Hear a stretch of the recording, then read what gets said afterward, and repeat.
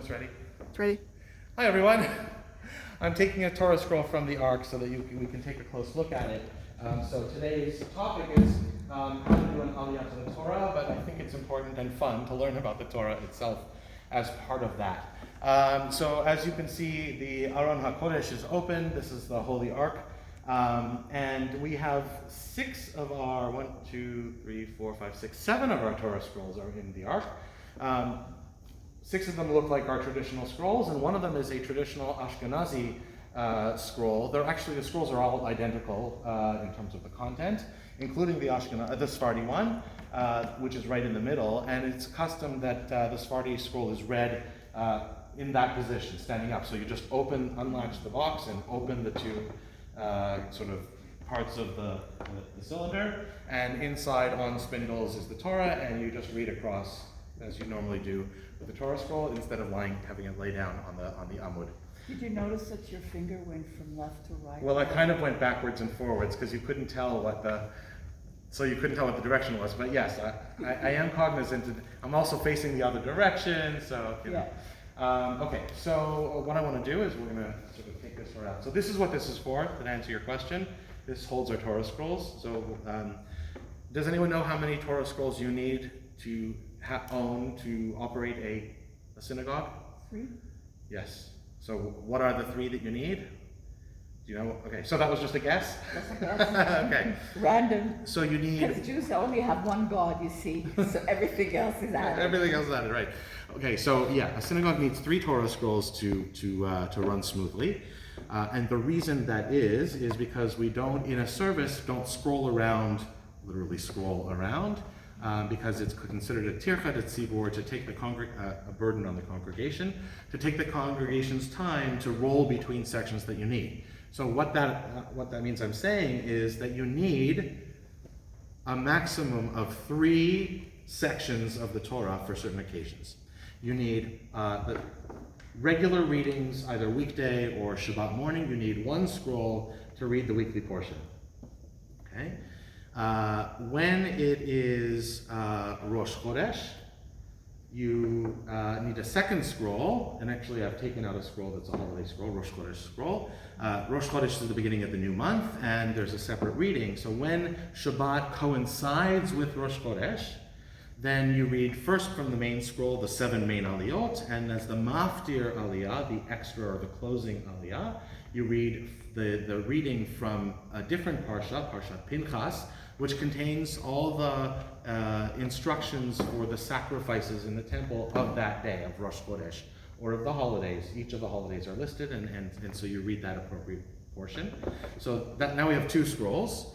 There are 3 other occasions where we use a 3rd scroll. One of them is Shabbat, Rosh Chodesh, Chanukah, right? Because those can coincide. 3 different things, Shabbat and Rosh Chodesh and Chanukah. There is always a Rosh Chodesh during Chanukah. There isn't always a Shabbat Rosh Chodesh Chanukah. So not every year, but many years, you need 3 scrolls. 1 for the reading of the main weekly reading for that Shabbat. 1 for the Chanukah reading, which is going to be the 2nd scroll, which is a reading from Parshat Naso, which is the gifts that the tribes each brought to the temple to dedicate the temple. Of course, during Hanukkah, we're talking about the rededication of the temple, and that story comes after the writing, the Torah, it's post-biblical. So, but it's certainly appropriate to go back to the reading of the dedication of the temple when we rededicate the temple on Hanukkah.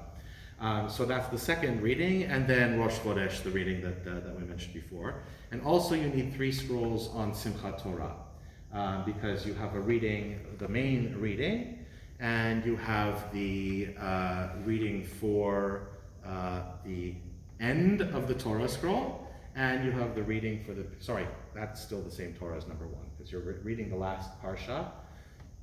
So that carries through the last reading of the Torah, and then you need another Torah for the beginning of the reading, Bereshit, because we start the Torah over on Simchat Torah, and then a 3rd reading for the sacrifice for Simchat Torah, which is it's in this scroll, and I'll point those things out to you as well. Yeah. Why would you have a Torah scroll for sacrifice that you no longer observe? A couple of reasons. First of all, there are flavors of Judaism that still aspire to get back to that get back to the temple. Yes. The temple. Well, I don't know. I'm a big barbecue fan, and these are big barbecues. So I want to make it clear there are different thoughts about whether sacrifices should come back. That's beyond the scope of this course. Though with the coming of the Mashiach and all of that sort of stuff, there's different views on that. But I will just describe to you that the sacrifices, this wasn't some voodoo, wacko stuff. There was always wacko stuff in Judaism. I mean, wearing tefillin on our head and our arms is wacko already. But the sacrifices were big barbecues. They literally, I mean, you read the descriptions, you have a mincha, which, fine flour mixed with oil and a libation and the meat of a lamb. Okay, that is shawarma with a glass of wine. It is. It is. It's shawarma in pita, in a lafa, right? Fine flour and oil. There's your lafa. Your lamb is your shawarma, and a glass of libation. And all these things are supposed to send, it's just the natural cooking process, which if you eat meat, you cook meat on a barbecue, smoke goes up. Okay? Set the oven too high, smoke goes up. And that is the sweet smell unto God, the reach nechoach LaDonai. So that's one reason that we still read it. But most importantly, it's historical. It is an accounting of what we did in temple times. It is the accounting of what we did as Jews. Remembrance, yeah. Now the Siddur actually, depending on which Siddur you read, if you read the Art Scroll Siddur, the language is very much of a future tense to get back to sacrifices. And our Siddur has modifications where it references not getting back to, but in the past tense, so references to the history of it. And then if you go into a Reform Siddur, it doesn't mention it at all, sacrifices. Those sacrifices make their way into our Siddur in the Musaf service, which is the extra service specifically said on those holidays, Shabbat and the Shalosh Regalim, the three pilgrimage festivals, and Rosh Hashanah and Yom Kippur, and Rosh Chodesh, the new month. So those are the occasions that we mention these sacrifices, because they were part of the process. You mentioned the name of this, not lectern maybe, but it starts with an A. Amud, yes. Amud. Amud comes from the same root word as Amidah, la'amod, which means to stand, and it is the stand. It's the reading stand. Yeah, the stand. The stand. So that's why this is called an Amud, and you stand and read the Torah, stand and say the Amidah, and so on and so forth. Good question. And by the way, all questions are valid. No, safe space. It's okay if you don't know something, and that's a good reason to ask a question always, of course. And I'm happy to go off topic. We have plenty of time today to cover what we want to cover. So any questions so far? Any other questions so far? Just a trivia question. Yeah. What's the oldest Torah scroll that we've got? Okay, good question. So let me give you a little bit more background before I answer the question. So how's your arm, Kate? Ow! If you want to transition to a different You can want have a it off chair? if you want. You want a chair? So KBI is an amalgamation of two legacy synagogues, which themselves are amalgamations of three synagogues. And so we have the collections of all of the Torah scrolls from all these congregations. We gave one away a couple of years ago in Tanzania. You were on that trip, weren't you? No, I'm not. I'm a new member. Okay. I feel like you would have been on that trip if you were here by then. Anyway, I'm making inappropriate judgments. But anyway, we gave Torah to a fledgling community, brought it to them, and celebrated it with them. So that left us with 31 scrolls. We have 31 scrolls in this synagogue. Are they all kosher? They are not all kosher by any stretch. In fact, we have the room back there, which I don't know, you can't see that there's a room back there, but there's a room back there. We call it our Torah hospital. It literally looks like a hospital. There's like racks, and there are Torah scrolls all over these racks, and there's 30 of them, 20 some of. We have 3 scrolls in the chapel that are in regular use, also set up for things like the regular Torah reading, the Rosh Chodesh or holidays, and we have one set up for fast days, which is another reading still. And we also have one downstairs in the youth sanctuary, and then the rest of them in here. They are not all kosher. They have been all gone through by a sofer, and they are marked as to whether they're kosher or not with green, yellow, and red stickers. You can imagine what those are. Green is good to go. Yellow is, this needs a little bit of work, but isn't exactly not kosher or asur. And the red ones, which cannot be used because there are letters that are smudged, missing, the parchment is damaged, the cloth, the sheets of parchment have come undone, the scroll is not in good shape or broken or whatever. So there's all kinds of reasons that a Torah scroll might not be able to be used. Emily? Well, can they be made kosher? Well, of course, some can and some can't. I'm just wondering where they go from there. Yeah, so exactly right. Some scrolls can be made kosher that aren't currently kosher, and if it's a matter of lettering, that can be fixed. If there's a letter that doesn't look right, or just generally you would want to take a backspace key or a delete key on the computer, you can actually scratch off the ink with a razor blade. The ink itself is made, it's required that it should last 200 years. And so, but it's physical, so you can do something with it if you try to. If that isn't enough, like for example, and you wouldn't see this on a Torah scroll, but on certain other documents that have to be scribed like a Torah scroll, for example, like when the person's writing the document, it could be a ketubah or a get or something like that, the inkwell spills and it makes a blot on the cloth, then you have to start over because that's too big a thing to fix. But if there's a letter that, every letter, Torah has to be letter perfect, word perfect, letter perfect.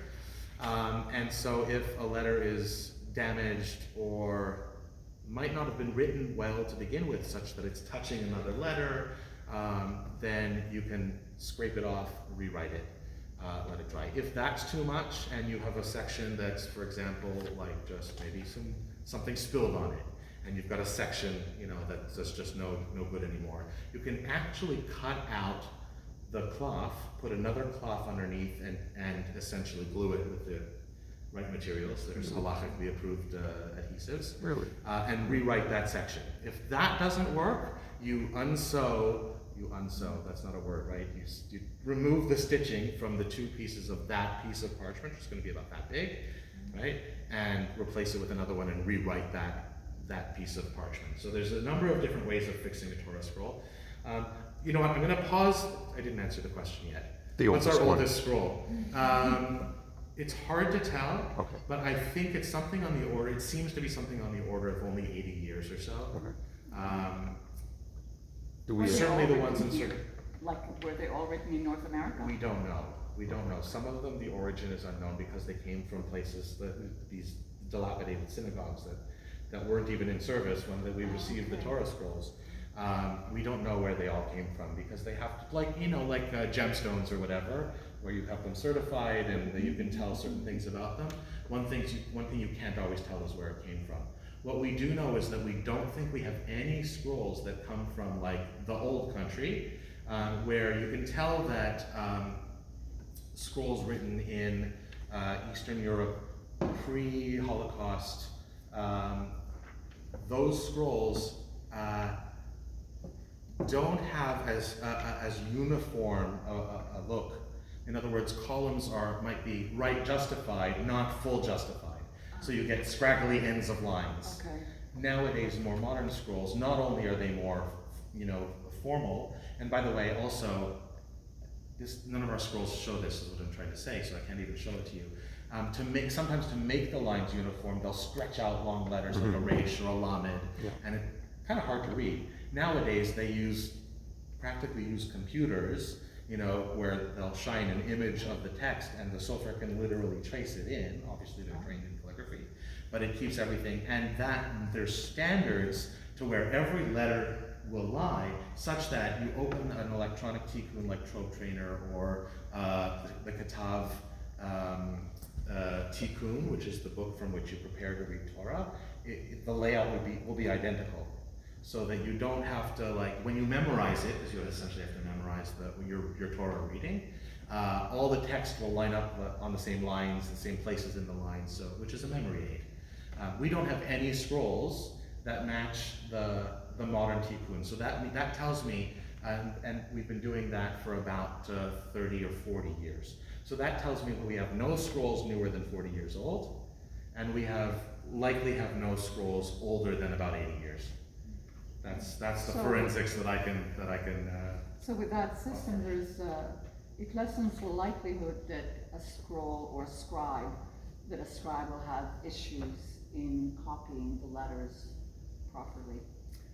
Right. So I mean, if you commission a new Torah scroll today, you're going to get a standard scroll because all of the Soferim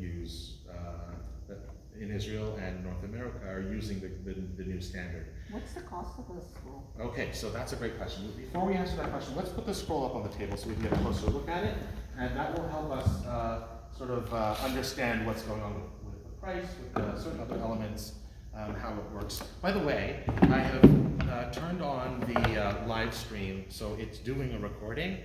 It's obviously from the camera angle over there, so it's not going to get close-ups of the Torah, but this is being recorded separately too. This is going to be helpful for getting close-ups. So why doesn't everyone gather around here? Come take a look at this side. Normally when I do this, I have like 90 kids on the bima for a school tour, and there's just no room for everyone to see, but now we have a wonderful intimate group that we can just take a close look. So this scroll, as I said, is one of the scrolls that's rolled to our holiday and Rosh Chodesh section. We always read the Torah scroll with a yad. We do make a point of, no pun intended, pointing to the scroll, not just reading it like this, although Rabbi Kenter did that all the time. He would just stand there like this and just read, with the yad pointing upwards over here. But anyway, we point to the text. We generally try not to necessarily touch the text because you could scrape off a letter, but this is round, and by the way, this is called a yad because it's literally a hand pointing finger. So why do we use a yad, not our own finger? Oils, smudge, yeah, exactly. So we don't want to risk ruining the letters, and as such, it can last a long time.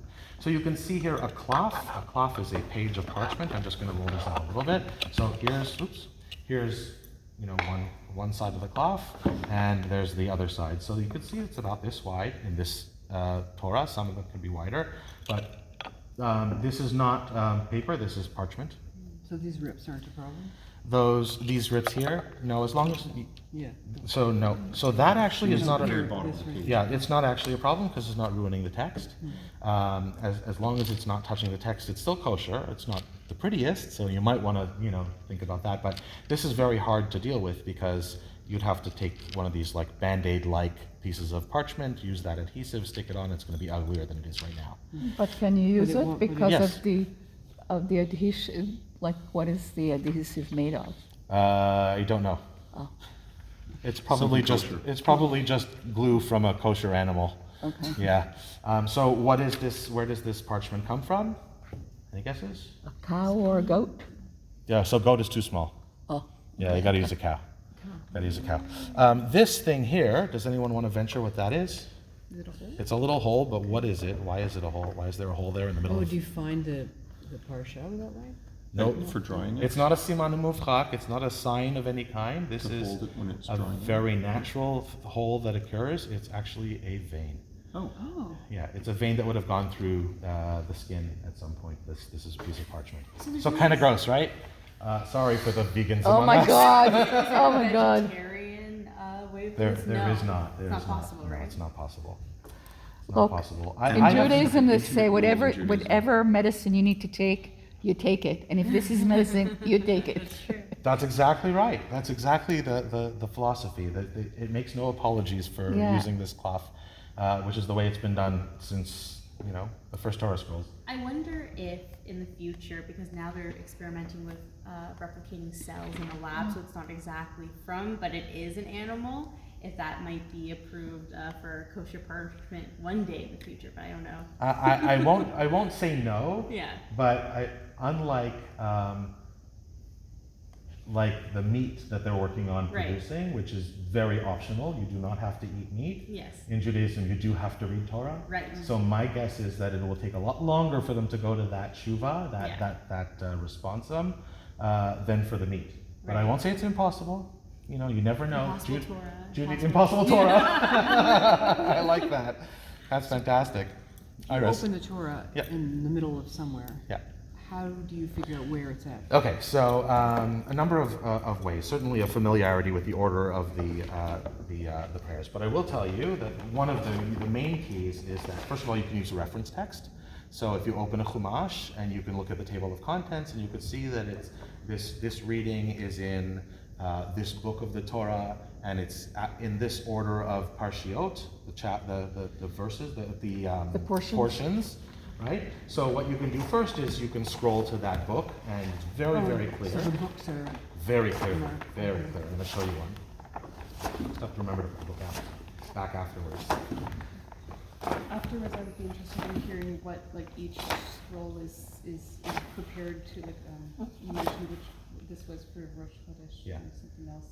I'd love to have all of them after. Oh, so, yeah, okay, I'll kind of describe that to you, and I can sort of point, well, I'm not going to open up more than one scroll, because it's, I should point out stuff along the way, like, there's landmarks. This answers part of your question. So, for example, here we have Yavarechecha Adonai v'yishmerecha, Ya'er Adonai panav elecha v'chuneka, Yisal Adonai panav elecha v'yasim lecha shalom, which is a priestly blessing. So you find the priestly blessing, you know you're in Va'et Hanan, right? If you know that. I don't You know know, the but text. it's okay. No, I'm just saying, Yeah. the name of that parsha. Oh, okay. Hold on, it's in Deuteronomy. No. Or am I just confused? There's two appearances of it. One of them's going to be in Deuteronomy. But we are in Bamidbar here. So here's an example of where a book starts. Okay. Okay, you can tell very clearly, and you can tell what book it is going to be within the first 5 words of the parsha. Vaydaber Adonai el Moshe Bamidbar Sinai be'Ohel Moed be'Echad And then HaChodesh, etc. each parsha probably has some indication at the end. Most of them do. So let me point out some other landmarks in the Torah. First of all, modern Torahs, modern enough Torahs, and ours all are called Vav Torahs. Vav Torahs are Torah scrolls where, to help align things for the sofer, the scribe, the top of every column starts with a Vav. You see, all these columns start with the letter Vav, except for 6. 6 columns in the entire Torah, and the first being Bereshit, because it starts with a bet. You can't have it any other way.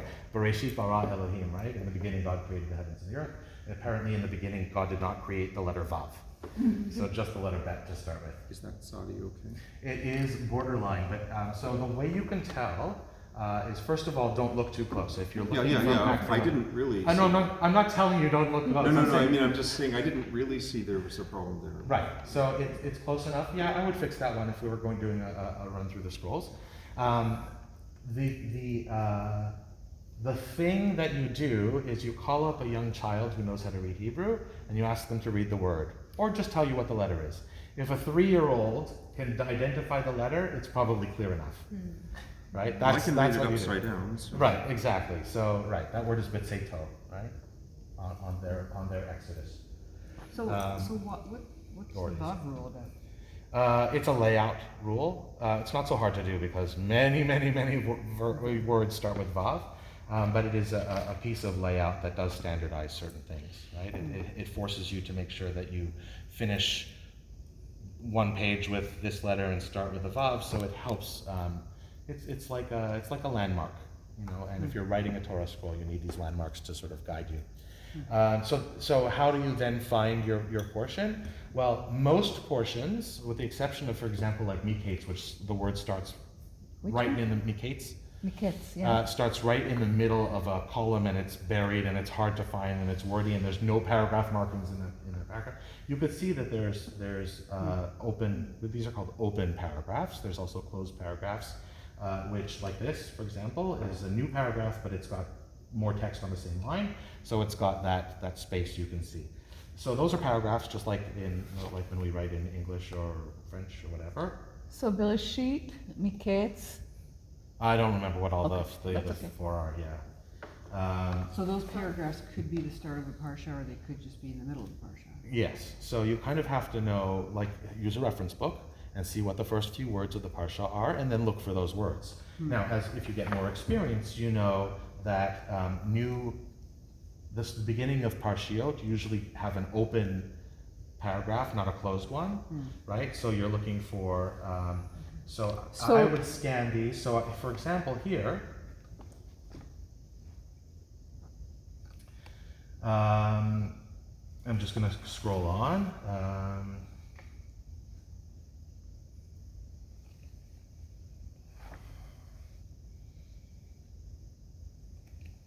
By the way, this is the most common phrase in all of the Torah. Vaydaber Adonai el Moshe lemor. God said to Moses, saying, Daber b'nei Israel. Tell the people of Israel, and then whatever they're telling you. So that line appears more often than any other line in the Torah.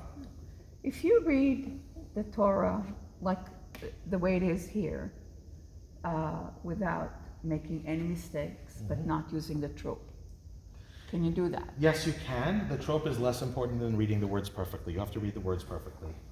So trope is a Masoretic invention. So prior to approximately the 6th century BCE, and in the 5th century BCE, Ezra the Sofer, the scribe, who was writing Torah scrolls at the time, declared that we would read the Torah in public on the market days in Jerusalem. So Mondays and Thursdays were market days, and so Ezra did a public reading in the Yehuda Street, basically. Can you imagine standing in that place and realizing that this And was then the, Yehuda still has a market. yeah, exactly. Is So this a repair? yes, that's no, actually that's not a repair. That's just reinforcement, because you can see now these stringy thingies. What is that? Special material? Sinew? That's sinew. It's either sinew It's or just suture. parchment. It's suture. It's parchment. Essentially, the same material. It's just woven like it's woven like wool. You know, it's spun. it's spun like wool. Right.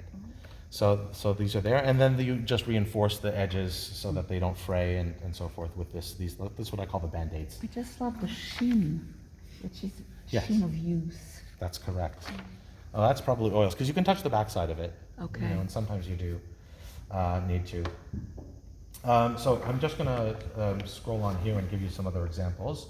So sometimes you get a long line of text before the first word or the name of the parsha appears. Vaydaber Adonai Moshe lemor, daber el Aharon ve'amarta elav beha'alotecha et hanerot. So now we know this is parshat beha'alotecha. And this is going to be about the lighting of the lamp in the temple in Mishkan. Okay, so beha'alotecha et hanerot. You make the light go up, make the candles go up. There's all kinds of learnings about these sorts of things, and I wish I had time to do Torah study with you in this moment. But in the meantime, we'll sort of just look at the layout here. Okay, so here's something interesting. Oh, yeah. No. So some people think that it's possible, and this is like in some places a no-no to say, but we're in the conservative movement here, and JTS actually teaches to this, that Deuteronomy, the book that we're reading currently in our annual cycle, which is a retake of all of the rest of the Torah, summarization, might not have come directly from God, and may have been written, perhaps some people say by Moses, in a recollection, and it's written very much that way. It's written from Moses rather than from But God. the language is more sophisticated. And it's more human as well. Yeah. Yes. But it also, does it not also follow, it's a question or a statement, but does it not also follow the dictum that you can write your own story or your own Torah or explanation thereof? Yes and no.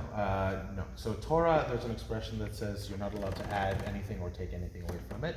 So the Torah scroll has to remain this exact text forever, and has been this text forever. You are commanded to write a Torah scroll, but you have to, it means copy a Torah scroll. I see. And so each of us has that obligation to write a Torah scroll. How do we fulfill that?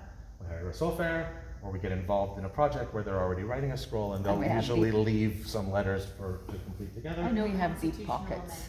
amendments. No constitutional amendments, but you just basically touch the sofer's shoulder while he's writing a thing, not his arm, because you might, whatever, but, or her, actually. These days we can have female soferim as well, soferot. And so Yeah, you can't add to the text, you can't take away from the text. Are there You can any- always study new interpretations of the text. Yes. Very much important, very important. Emily? Are there any non-law scribes? There is one scribe I know of in Ottawa. In fact, I spoke with him just a couple of days ago about looking at some of our Torah scrolls. He actually wants to take one as sort of a mitzvah opportunity to fix it up and give it to a fledgling community, which we might do because he'll also give us in exchange for that work on other scrolls. So it's worth it. We have 31 scrolls. We do not need 31 scrolls. That's really incredible. how much is it? I don't know any synagogues. How much does it cost to produce Okay, something right. like that? Okay, so this is the fun part. Take a guess. I'd say $250,000 at least. Oh, no. Nothing of the sort. No? Not 80 even. to 100? Yeah, so a scroll like this, this size, which is medium small, I would say. Scrolls can get big. We have bigger, taller scrolls than this. This is about a medium size, like an average size of writing and so forth and so forth. So you're going to use a certain amount of material. You're going to use a certain length of parchment for bigger writing, smaller writing, whatever. So this scroll, did you want to say something before I give you the number? I was just wondering if a taller scrolls, if the print is the same size and they're actually just less wide, or. Okay, so but I'll answer we that don't have question to in the get second. sidetracked. That's okay, I'm gonna come back to that. Not in very short order.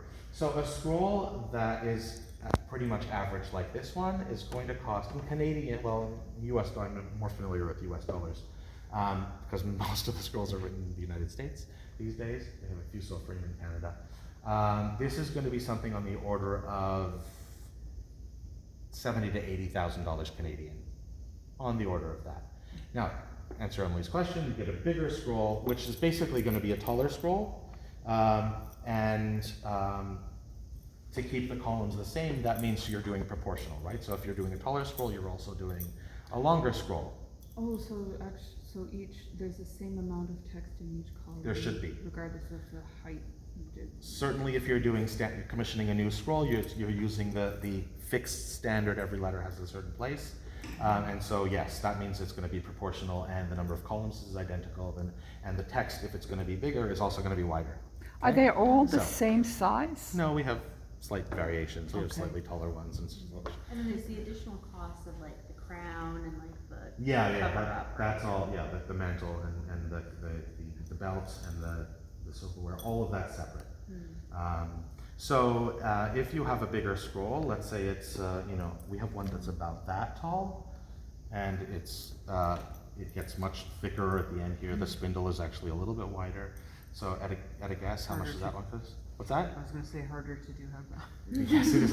Well, yes and no. Sometimes they'll use almost a thinner parchment in modern times. You could do that nowadays, use thinner parchment, right? So we do have scrolls that are lighter even though they're bigger. This one's actually pretty heavy scroll for its size. So if you have one of those bigger ones, maybe 25% taller, let's say. So now you're looking at about $110,000 for a taller scroll. And what does that represent? That is the Sofer's bread and butter for a year, because it takes them a year to write it. They write it about the same rate we read it, which is A chapter a day, almost. parsha a week. Yeah, kind of a chapter a day kind of thing. And that's pretty solid work, too. It is solid work. So you can't. So they won't write two Torah scrolls at the same time. They will write a Torah scroll and a pair of mezuzah and a pair of tefillin, and a mezuzah, and these things are called. Yes, exactly. Side jobs. Ketubot, Gittin, exactly. And so those documents are all documents that have no vowels, no punctuation, and no trope. They're called stam. Stam is an acronym that means Sefer Torah, Tefillin, Mezuzah. And these are all of the three categories of things that don't have vowels, punctuation, and trope. Ketubot and Gittin don't have to be scribed by hand, right? You could have a computer generated ketubah, that's totally fine. Gittin is different. Do you have to have a ketubah, or do you have to have like a ketubah as illustrated, etc., or can you just have You could have a piece of paper. a piece of paper? Yeah, as long as it's signed, it's a document. It's a contract. Our ketubah was it was a sort of a reproduction of an Italian medieval Jewish ketubah. Looked really beautiful, so we said yes, that's the one. We both love it. Yeah. That's it.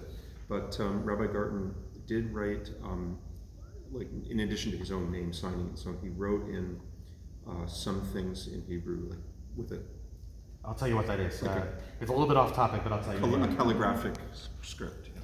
So what I'm guessing you're referring to is the kinyan. So basically, the Mesader Kedushin, the person who is officiating the wedding, is supposed to write the ketubah in front of you. Right. So what happens is that any sofer or ketubah generating, website, whatever, will do is leave a piece of one letter unwritten, so that the Mesader Kedushin can write in the end of that letter. And it usually is either a nun sofit at the end of the word kinyan, or v'kinyanin, rather, which is Aramaic, so it's For plural purchase? Exactly. Sorry, that's egalitarian. Not very egalitarian, but still traditional. Sorry, I don't, yeah. And or it's the line, the leg of the kuf in the kinyanin. Still the same word, of course. So that's what that might have been. Okay, so They're both a straight line. that's correct. Very easy to do, hard to mess up. Even a rabbi can do it. Even a rabbi. Cantors get it all the The time. cantors like, yeah. Cantors like, yeah. Yeah, so I always say that our sages, the cantors of old. Now, what happens if you have a very small scroll? So, in my previous synagogue in London, England, we had what we affectionately called the baby scroll. The baby scroll was approximately that tall. Oh my goodness. Okay? And again, now that one was an old scroll. That one was probably at least 200 years old. Well, they had to hide it probably, yeah. Yes, but we restored it. Actually, our synagogue paid a lot of money to have it restored. Why? Because it's microcalligraphy. As we said, it's proportional, right? So to fit the text on it, it was microcalligraphy. We did read it once in a while on special occasions. Yes, indeed. Really? Yes. Just to make sure it was being done right. What is two that? hands for that job. Yeah, Then. well, Okay. somebody Must have used a But link it's to so write very- it. I'm sure. But imagine a scribe like that writing something so teeny. Yeah. Their eyes are probably good for a year or two max. So they don't do it so often. So now, Yeah. what's the cost of that Torah scroll? More. Oh, yeah, that will be very precious. Yeah, exactly. That can be upwards of $180,000 to $200,000. Yeah. Yes, even though you're using less material, it takes a lot longer because it's harder to get the letters right. Now the letters, this scroll has minimal ornamentation, but you can see what they're called the crowns. Exactly. Here's a perfect word. He'anan has 3 letters in a row that always have crowns. Ayin, nun, sofit. Where's the He'anan. crown? On the top of these letters, Oh, I there's thought- 3 Oh, three I lines see. going I up. thought it was, okay. So that isn't anything other than ornamentation, and it's part of the idea. He curved them like a crown. Exactly. So that Like all a 3 cloud. letters- And I think we may have talked about this before. This concept of hidur mitzvah. We don't just do mitzvot. We don't just do commandments. We do them in the most beautiful way possible. So he didn't just write a Torah scroll. He wrote a Torah scroll with a lot of beauty, a lot of extra marks, and Can I see it just out close and personal? Yeah, absolutely. Take a look at these ones. Oh, They're yes. closer. Here's another one. Hasheni. Oh, wow. Yeah, there's 6 of them. And show her that one up there. I don't My know if goodness. So this And one's- look at the Anan. He did it everywhere in the Anan. Yeah, it's the same one. It's Yeah, yeah, exactly. Everywhere. In other words, he wanted to get up to the And did you see the 3 letters? firmaments. Yeah, it's the same word down here. So he did it again here. Oh, yeah. Okay, so I'll go back to this. I just want to make sure we leave enough time to that for the actual thing we came here Yeah, for. yeah. The Let's do it. Torah Aliya. Where I was saying that Deuteronomy might have been considered a separate. It is like a separate section, just in case that we are afraid we don't have 5 books of Moses in a 5 books of Moses scroll, right in the Torah scroll. We have a hidden book within Bamidbar. Okay, there's a book here, and it's Vayehi bin Soah. You guys know this song. Vayehi bin Soaharon Vayome Moshe Kuma Adonai Ve'afutzu Oyevecha Ve'yanusu Mesanecha Mipanecha Uvnucho Yomar Shuva Adonai Rivot Alfei Israel. Okay, so it jumps around what we know from the Siddur, but there's a little nun here and an upside down nun here, and it's bracketing around this 5th book of the Torah, or really 3rd book of the Torah, right? It's a 1-sentence book of the Torah, just in case we're not sure that there's actually 5. I don't quite understand. It's Kabbalistic. It's not actually a book, but it's outlined with brackets, you know. But why is it there? Like, I don't kind of understand the reason it's there. Well, first of all, it's a very important phrase, very, very important phrase. It talks about when the Torah, and one of the first times, it talks about when the Torah is carried and moved from place to place. This is very important because that's what happened with the Torah. Right from the moment we were given it, it was moved. We had to move it to where we were going. So it's considered so important and so holy that it's set aside. So every Torah has that phrase in the same place. Yes, and with the brackets around it. Some Is of that them, the only one, or is there other this is insertions? the only time that happens. Yeah. What does it mean, the translation? Vayihibin saw Haaron, whenever the ark would travel or was lifted, Nasa is carried. Vayomer Moshe, Moses would say, Kuma Adonai, wake up God, v'yafutz oyevecha, and scatter your enemies, v'yanusu misanecha mipanecha, and to get them out from in front of your face. Uvnucho Yomar, and when it would be Rest. settled down, Yeah. it would be resting. Shuva Adonai, Rivavot Alfei Yisrael, return God, the thousands and thousands of Israelites to you. The multitudes. The multitudes, exactly. So, so there's that. Okay, all right. I'm just going to put this back to where it was so that because I'm going to need it soon. Which won't take very long because it's pretty clear. We use it so often that we can find it quite easily. A question, Cantor. I heard that if you are holding the Torah and you drop it, that there are consequences? Yes, you have to fast. Everyone in the room has to fast for 40 days. Oh my God. Yes. Can imagine having a full house. So, Simchat Torah is a bit iffy. yeah, exactly. So, yes, and that actually happened in one of the synagogues I was in previously, where the gentleman was carrying the Torah on Shabbat morning and tripped over nothing. Like the carpet was totally flat. He just caught it on his shoe, and the Torah went flying. It was all wrapped up, so it didn't rip anywhere, thank God. It was fine, but you still, and so technically everyone has to fast. Now the rabbi did some quick thinking, and good luck making 100 people in a room fast for 40 days and follow halacha in a conservative synagogue. And so he said, first of all, we're going to do away with kiddush today, so we are going to fast today, and Even though it was Shabbat? yes, well yes, I mean. Okay. 40 days would include Shabbat as well. Okay, right. So that was the letter of the law.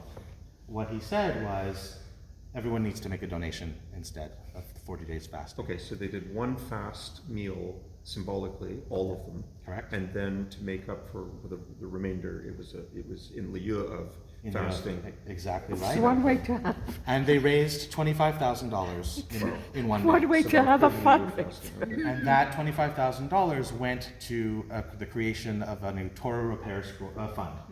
And Ideal, excellent and it got thinking. put away Yeah. and everything. It was beautiful. The community, the gentleman himself who dropped the Torah scroll donated $5,000. Like that, he had Luckily the he money. But it was a beautiful moment. The community rushed to his aid. Obviously, he was mortified, but otherwise, unharmed, and so was the Torah scroll unharmed. Okay, so what happens in you're doing some Torah reading? You'll have to prepare in advance from this Tikkun scroll, and you sing with trop. Trop is an English word that means signs, because the Masoretes would have come up with these hand signals to relay the oral tradition of the chanting of the Torah scroll, which would have also come from the time of Ezra. Now, the trope, the musical cantillation, is different in different places around the world, and as music always is informed by the region or even the diasporic region of where you are, the music of your Judaism is going to be different. That's where you get differences in Ashkenaz and Sfard because they're in different parts of the world. There's different trope in England, there's different trope that Chabad do, and so on and so forth. Chabad is an area of Israel originally. I mean, it still is, but Chabad? yes, yeah. Kfar Chabad is one of the Chabad moshavim. So you read it with this text, with this music, and the trope, the symbols are meant to do three things. They tell you the musical notes. They tell you pausal power, so they replace periods, commas, punctuation to tell you where to pause. and where not to pause, because if you can change the meaning of the text. Anyone ever see that T-shirt? Let's eat, comma, grandma. Let's eat, grandma. You know, that's just missing one comma, right? It changes the meaning. Yeah, exactly. So the Torah has to be read with this proper trope. וביום השבת שני כבשים בני שנה תמימים ושני עשרונים סולת מנחה בלולב השמן ונזכו עולת שבת בשבתו על עולת התמיד ונזכה ובראשי קודשיכם תקריבו עולה לאדוני פרים בני בקר שניים ואיל אחד כבשים בני שנה שבעה תמימים ושלושה עשרונים סולת מנחה ולולב השמן הפר האחד ושני עשרונים סולת מנחה בלולב השמן האיל האחד, etc., etc. I know that one well because that's the Rosh Chodesh reading, which we read 12 times a year. You answered my question. I have to memorize. You don't know them all. No, I don't know them all. I have to study them when I'm reading them. What's the yellow? The little stickies. Oh. That you can put. I take the liberty. Some people won't do anything in a Torah scroll, Right. but I take the liberty, since it's not affecting the text, that I mark certain things that we use often so that they're easy to find. Because we use volunteers for all of our reading, Right. and it's really helpful for the volunteers. Yeah, they have to find it. Yeah, it just saves time in the congregation and all that sort of stuff. Okay, all right. What we are all here for is to learn how to do an Aliya. So it's kind of going to be a demonstration. I wish I had time for everyone to come up and do it now, but we will do some repeat after me. And I gave you sheets that have transliteration, and also so that you know that the up on the bima, on every bima that will ever have a Torah, I'm sure, has a sheet like this, maybe plasticized. Ours is, and it has the text and the transliteration of the text. Some of them will even have the translation, the meaning, but you really don't have time for reading the English when you're called up for an Aliyah. So you're going to be wearing a talit, most likely, in a conservative synagogue. Because if it's not a conservative synagogue, if it's Orthodox, the women probably aren't coming up to the bima for Aliyot. Although there are women's minyanim, and in Orthodox circles, and women will read from the Torah and say the blessings and everything. So if you're not wearing a talit, maybe that's not your custom, you haven't grown into that yet, or not comfortable, or what have you, the belt of the Torah can be used, or a siddur that's on the bima, or anything it's a mundane object, right? But assuming you have a talit on, you take the tzitzit. I should be wearing it to show you, but the tzitzit is the fringes on the end of the talit. You touch the spot where the Torah reader shows you they're going to be reading from, that was the beginning of it. You touch with the tzitzit, kiss the tzitzit. Why do we do that? Because we love the Torah, right? And why do we use our tzitzit or a book or a gartel, the belt? So you don't directly touch we're not putting our lips on the Torah scroll. But we do tend to bow at various times when we say these blessings, and in basically an effort to get closer to the Torah, that's that symbolism. And when we say Notein HaTorah at the end of the blessing, some people will lift it up a little bit, just symbolically, to get closer to it. Or say, this is the Torah I'm talking about. Okay, so you touch, you kiss, you drop, not to the floor, it'll just hang. You roll the scroll closed. Okay, just close it, trying to keep like the place that we were shown kind of in the middle so that the reader can find it again easily. Some people will leave like the yad at the right spot, and we'll carefully close it, and it stays there, and they open it up, and it's like pretty close. So that's helpful. And then you chant the blessing. So you would say, and you hold on to the Torah scroll. I suggest with both hands, but one hand is sufficient. Is the reader doing all that, or the people up there are The assisting? Olah, the person called up for the honor. I mean, yeah. Yeah, so which might be the Torah reader, but usually it's not, because the Torah reader is going to have maximally one aliyah that they can get themselves, and then other people will But get often the person coming up for an Aliya doesn't know all the customs. Correct. So, yeah. So there's always somebody up here, I think this is what you're talking about, a Gabbai or Parnas or whatever, who will guide people who are less knowledgeable or just reminders, need refreshers or whatever. They'll say touch, kiss, Right. hold, close, whatever, they'll guide them along. And then, what I do is I just point there and make sure that they know that they're there. Oh wait, so we hold the two bottom knobs while we sing. These, by the way, are called Atzei Chaim, plural of Eitz Chaim. What are they called again? Atzei Chaim. Atzechayim. I Right. don't think I've So- ever held it when I've had an Aliya. Neither. Nobody has told me. Come on, you'll help demonstrate. Okay, so you'll take Iris will be our demonstrator here. So you'll take your tzitzit, corner of your tzitzit, open up the scroll, and the reader will show you that they're starting right here. So you touch that spot, give a kiss to the thing, roll it closed. You can put this down. Yeah, drop the tzitzit, and you would sing. Do you want me to do repeat? You want to do repeat after me? Or do you know I can do it. Okay, go slowly. Baruch hu et Adonai hamvorach. We would all say, Baruch Adonai hamvorach leolam va'ed. You repeat that line, Baruch Adonai hamvorach leolam va'ed. and you go on. Baruch atah Adonai Eloheinu melech haolam, asher bachar banu mikol ha'amim v'natan lanu et Torato. Baruch atah Adonai noten LaTorah. Good. Nice. Amen. Very And nice. then the Amen. Torah read would start. That was beautiful. When are you joining the choir? I'm looking for a choir, but I don't know. Oh, well, I'm looking for some singers, so we'll talk. We'll talk. Okay, what does that mean? It's a call to prayer, right? Baruch Hu means, it's the imperative. Bless. Everyone, hey, bless, right? Baruch Hu et Adonai hamvorach. There's no English word for et. It's sort of an indefinite article in Hebrew. Et Adonai, bless God. Hamvorach, the blessed one. Everyone says, yup, Baruch Adonai hamvorach. Blessed is God, the blessed one. Leolam va'ed means the world ever, which is not English. It means forever and ever, for all time, right? And then the congregation, the oleh or olah, the person called up, from the word la'alot, to go up. To go up where? On the bima. I'm so full of sidetracks tonight, I can't even stop myself. Then you go on. Baruch atah Adonai. Whenever we have a commandment, like we're commanded to read the Torah, in the Talmud, we're commanded. So it's a commandment, we say a blessing. We thank God for the opportunity to do God's commandments. So when we have that, we say a blessing. Just like over eating an apple, which we're not commanded to do, but we thank God anyway. We are commanded to make kiddush, we are commanded to all these other things. We say blessing. Baruch atah Adonai, blessed are you God. Eloheinu, our God. Melech haolam, egalitarian terms, ruler of the universe.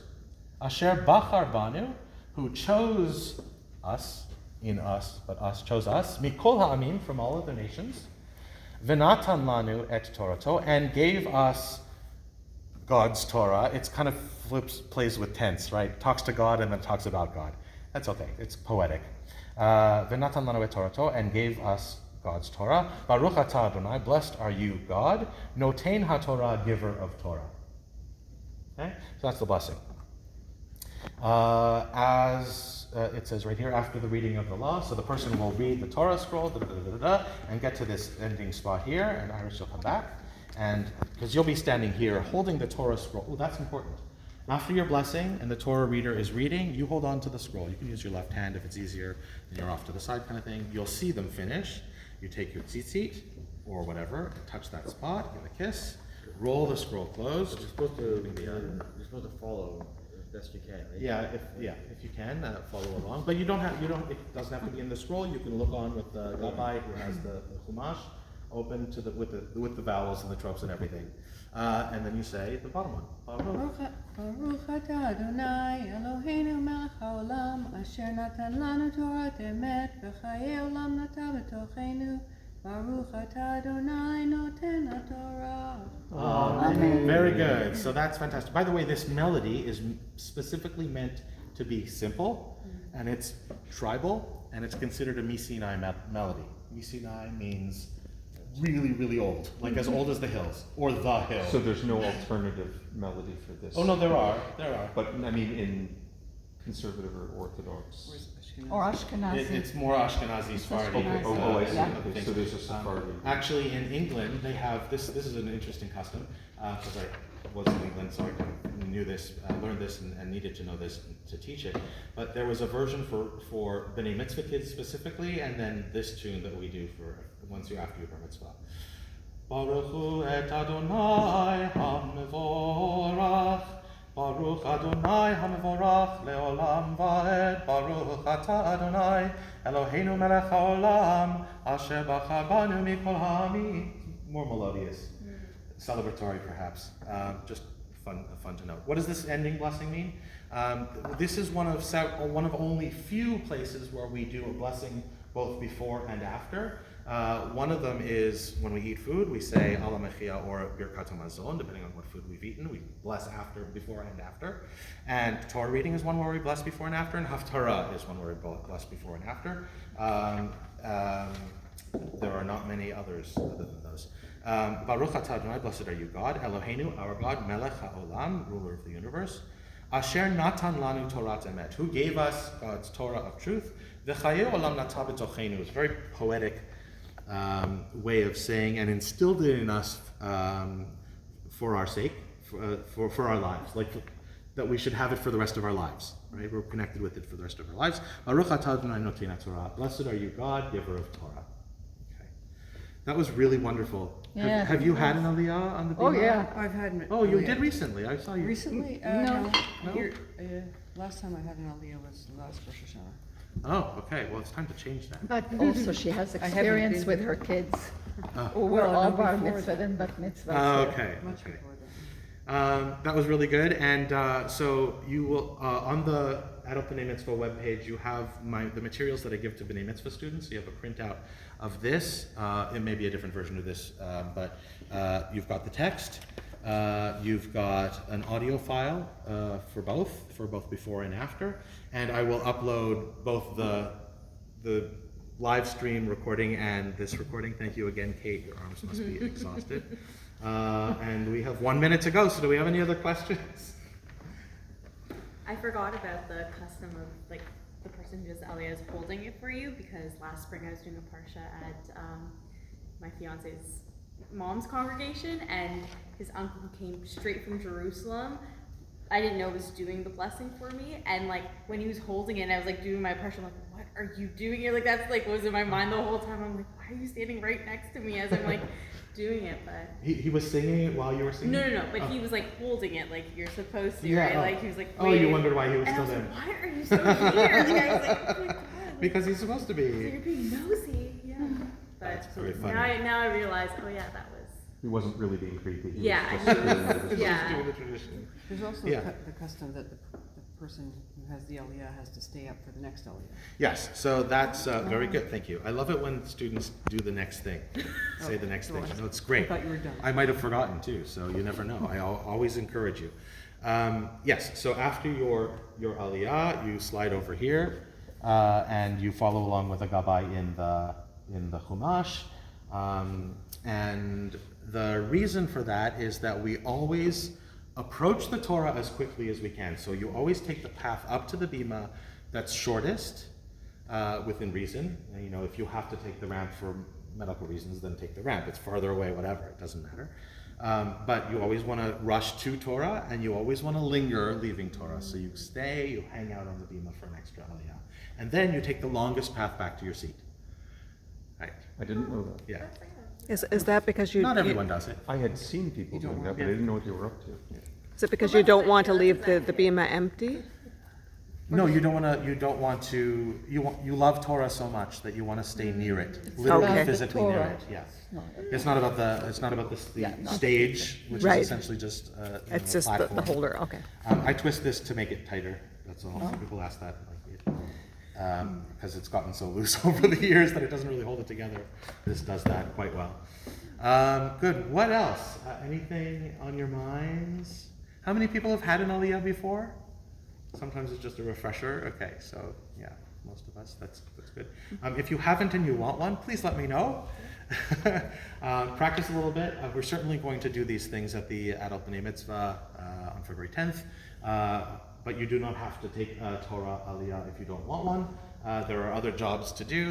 You can So- learn to lead parts of the service. You So can- when you say an aliyah, do you mean just reading the blessing that you're inviting us, or are you actually inviting us to read from the Torah? Okay, so that's a two-part answer. When you are called up for an aliyah, the main understanding is that it's for the blessings. Okay. If you are capable of reading Torah and you have the time to prepare and the knowledge of how to do that, and a helper, whatever, and or a helper, doesn't have to be. I don't have to be involved.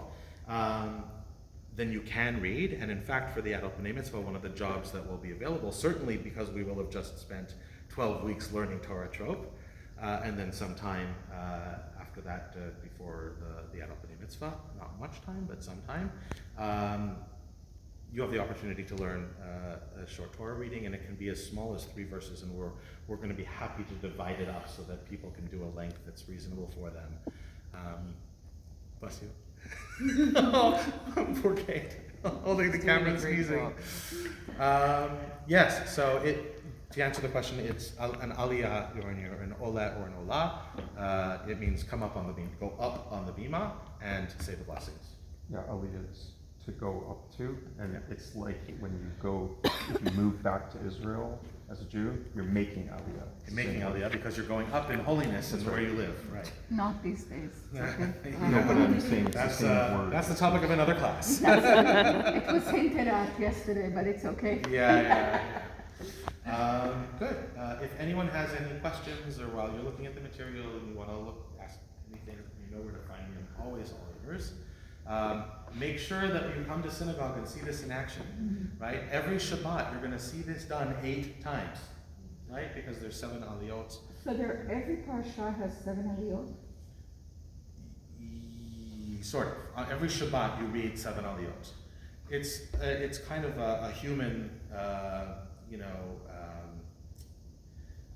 what's the word I'm looking for? Not discretion, but it was the divisions of the parshiot weren't given to us by God. That was Ezra deciding how it was going to be broken up. And then the rabbis of the Sanhedrin and the Anshe Knesset Hagedolah, the men of the Great Assembly, and all these people who canonized our traditions in the beginning and throughout the temple times and so forth. They divided Shabbat into 7 aliyot, 7 obviously very, very meaningful number, meaning having to do with a week, 7 days in a week. But weekdays we read 3 aliyot, festivals like Pesach, Shavuot, Sukkot, those are the festivals, not like them, those are them. 5 aliyot, plus a maftir, all these plus a maftir. And Rosh Hashanah and Yom Kippur, 6. So there's different, they can be broken up different ways. So for example, if a holiday, you normally read 5 aliyot, but if that holiday falls on Shabbat, you take the same 5 aliyot and you read them as 7 aliyot. So will that happen this Rosh Hashanah? Yes. Then? That will happen this Rosh Hashanah, yes, first day, exactly. So shorter readings, but more of them. The Hanukkah that falls on Shabbat, that you said you need reading. So. are you 7 from the main scroll. 6 from the main scroll. The 7th is the reading for Hanukkah. So you skip part of the main? No, you take out another scroll. No, but so you still do all of the Torah you just divided there? Because there were 7 aliyot. Yes. Yes, correct.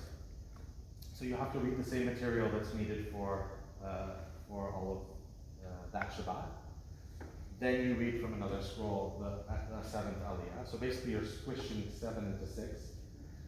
You read the Hanukkah section from the 2nd scroll, and then you read from the 3rd scroll, all of which you take out at the same time. And that's why these stands come in handy. This holds 2 Torah scrolls. Yeah. In priestly times, only the priests would read from the scrolls, correct? Pretty much, yeah. Okay, so there would never be like a lay person called up to the being Probably not. right. Yeah. I mean, the Torah reader had to be extremely pious and knowledgeable, and the general populace was not generally literate. Right. We didn't have things like Sidurim, we didn't have things like Chumashim back then. Right. It was so somebody that was an expert. Kohanim? Yeah. Good. Anything else? There's always more questions, always more study. But I'll let you go, and have a good rest of the evening. All the stuff will appear on the website Thank you. Tuesday. Thank you. My pleasure. So next Sunday. Next Sunday morning. It'll be to fill in. To fill in, talit, kippah, we're going to discuss prayer wear. So, Okay. and if anyone wants to bring anything, you're Can welcome to show you, it to them. can you direct me to how to make a talit? How to make a talit. Like, I have lots of shawls. Yeah. And how to add fringes or make it kosher, if you will. It's online. Yeah, you can find anything online. But yeah, I can help you with that. That'd be great. It I'll depends choose one. how far you want to I'm take not it. going to My do it. brother-in-law Yeah. made one out of an El Al airplane blanket Yeah. that he just attached. You just I attach have fringes. You shawls. don't have to do I anything have special. pashmina and Holes and you wool. sew them. You don't But- even have to have. You don't have to have an atara. But, You don't need it. No. All you need is the but depending on how observant you are, the talit has to be That's it. only made out of certain materials, right? No, the Torah commandment is any four-cornered garment must have fringes. Okay. But Must do the have tzitzit. kosher laws of like mixing fabrics, I guess, Yes, apply, so that's right? called shatnez, and you're not allowed to mix linen and wool. Right. Ah. So But that's it? That's What the about only cotton and- restriction. What about cotton and silk? It's all okay, except for linen and wool. Yeah, because a lot of the countries. Okay. Okay. Yeah. So whenever we make hamburgers at home out of both lamb and beef, we call it shatnez burgers. A blend. Thank you so much. It's my pleasure. That It's was all- very Toda rabba. I Toda love this rabba. Torah study. That was great. A look at the Torah. Have a good week, everyone. Bye.